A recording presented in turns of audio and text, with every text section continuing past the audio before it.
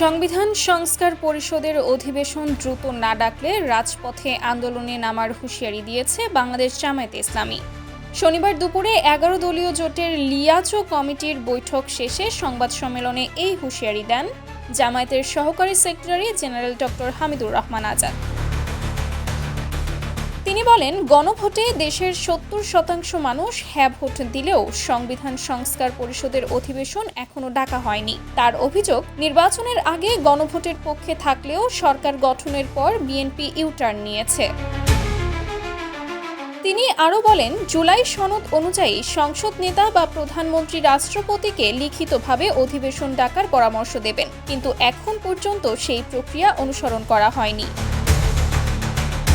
জামায়াত নেতা সতর্ক করে বলেন, দ্রুত অধিবেশন না ডাকলে বিরোধী দলগুলো রাজপথে নামতে বাধ্য হবে।